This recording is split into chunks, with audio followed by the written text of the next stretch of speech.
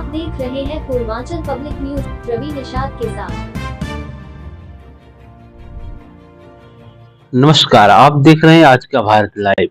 मेरे पास मौजूद हैं हीरालाल डिग्री कॉलेज संत कबीर नगर के पूर्व सात संघ चुनाव लड़ चुके अध्यक्ष पद के लिए उपेंद्र कुमार जी। आज 26 नवंबर है, इनसे जानना चाहेंगे क्या क्या कारण है 26 नवंबर संविधान दिवस के रूप में मनाया जाता है। आपका मेरे चैनल पे बहुत बहुत स्वागत है। बहुत बहुत धन्यवाद पत्रकार जी, और आपके चैनल को मैं धन्यवाद देता हूं। आपने पहला सवाल हमसे किया है और आपके चैनल में पहली बार आया हूं, इसलिए बहुत बहुत धन्यवाद आप लोगों को। संविधान दिवस क्यों मनाया जाता है आपने पूछा है, मैं बताना चाहूंगा। जब संविधान की सबसे पहली बैठक हुई थी 9 दिसंबर 1946 को, इसी दिन बनना स्टार्ट हुआ था संविधान, और लगभग 2 साल 11 महीने 6 दिन में बन के तैयार हुआ था। और संविधान एक ऐसी किताब है हमारे देश के लिए और संविधान पूर्ण रूप से 26 नवंबर 1950 को जब लागू हुआ था, तो ये संविधान दिवस हमको याद दिलाता है। 26 नवंबर की 26 जनवरी 1950 को संविधान लागू हुआ। 26 जनवरी 1950 को लागू हुआ था है। और ये संविधान दिवस हमको याद दिलाता है कि हम एक लोकतांत्रिक देश में रहते हैं, हमारा समान अधिकार है और हर नागरिक स्वतंत्र है। इसको बाबा साहब डॉक्टर B.R. अम्बेडकर ने बहुत सुचारू रूप से बनाया। कई देशों के नागरिकों को देखते हुए उन्होंने हर नागरिक को, भारत में रहने वाले चाहे मूल्यवासी हो, चाहे आदिवासी हो, चाहे जो भी कैटेगरी वाइज हो, इन्होंने सभी धर्मों को, सभी नागरिकों को समान अधिकार और समान स्वतंत्रता के रूप में संविधान दिवस। जिस प्रकार से आज पुलिस और जनता के बीच में, चाहे बनारस का मामला हो, चाहे गोरखपुर का मामला हो, जिस प्रकार से जनता और पुलिस के बीच मुठभेड़ हो रहे हैं, क्या पुलिस अपने बंदूक के नोक पे काम कराना चाहती है क्या? देखिए, ये तो शासन सत्ता की देन है। शासन प्रशासन जब उन्हीं के हाथ में है, और शासन सत्ता में बैठे हुए लोग जो शासनाधिकारी है, ये नहीं चाहते हैं और कि जो अन्य लोग हैं जिनकी समस्याएं हमारे तक पहुंच रही हैं, ये नहीं चाहते कि हम कोई भी काम बिना, चाहे मुख्यमंत्री जी हों, चाहे यहाँ के SDM साहब हों, चाहे SDM साहब मुख्यमंत्री के थ्रू हों, चाहे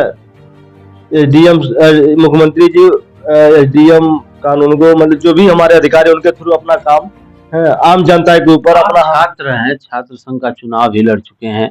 क्या गोरखपुर में छात्र संघ का चुनाव कईयों वर्षों से बंद है? क्या आपको शासन से क्या कुछ मांगे हैं? शासन से हमारी पहली मांग तो बहुत पहले से थी। जब मैं सन 2018 में छात्र संघ का चुनाव लड़ा था, तो उस समय छात्र संघ का चुनाव बंद था। हम लोगों ने काफी प्रयास के बाद छात्र संघ का चुनाव बहाली करवाया था। उसके बाद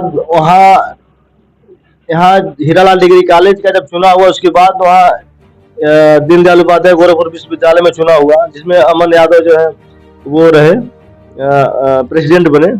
उसके बाद से यहाँ के जो अन्य लोग हैं, ये नहीं चाहते कि उस राजनीतिक क्षेत्र में अन्य कोई आए। एक आखिरी सवाल आपसे, ये जो जातिवाद का जहर है किस प्रकार से पूरे देश को खोखला कर रहा है, आप युवा हैं तो कुछ तो बता सकते हैं?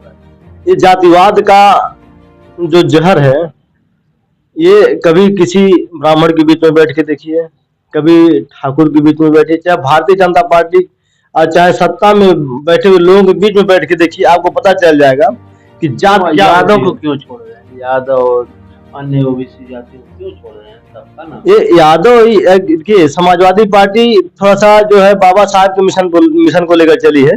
कुछ दिन जो PDA का जो नारा रहा है, पिछड़ा को तो अब की बार जनता ने नकार दिया। उत्तर प्रदेश में काफी पीढ़ियां जागरूक हुई।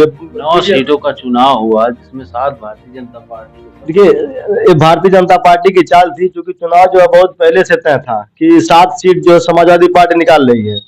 जो करहल और यहाँ के सीट जो दिखाए हैं, 2 सीट समाजवादी पार्टी खाते में जो 2 सीट गई है, ये 2 सीट जो है ये बहुत काफी मतों से जीते हैं। और 2 सीट इसलिए जीते हैं क्योंकि वहाँ पीढ़ी बहुत मजबूत रही है। और यही देख लीजिए आप, अयोध्या का चुनाव क्यों टला हुआ है। वहाँ जान रहे हैं कि हम पीढ़ी को पछाड़ नहीं पाएंगे। भारतीय जनता पार्टी वहाँ अपने आप को हार मान चुकी है। इसलिए जो वहाँ के प्रत्याशी अवधेश प्रसाद के जो लड़के हैं उनके ऊपर जो है कई तरह के मुकदमाएं ला दी है। उसके बाद चुनाव टाल दिया गया है। अपराधी पे तो मुकदमे होंगे, अपराधी तो भैया मैं सत्ता पक्ष मेरी की बात होंच सुनिए। है। अपराधी तो मैं बताऊंगा तो आप कहेंगे कि ये सब बहुत बड़े नेता हैं। मैं नाम अपराधी होता हो, चाहे छोटा नेता हो चाहे बड़ा नेता। तो अपराधी नहीं है, कोई मुकदमा उसके ऊपर है आज तक नहीं था। आज भारतीय जनता पार्टी जब से अयोध्या में हारी है तब से अवधेश प्रसाद के ऊपर, उनके लड़कों के ऊपर तमाम तरह के मुकदमाएं लाद दी हैं। तो आप देखते रहिए भारत आज का भारत लाइव, नई सोच नई तकनीकी के साथ रवि निषाद के साथ। नमस्कार।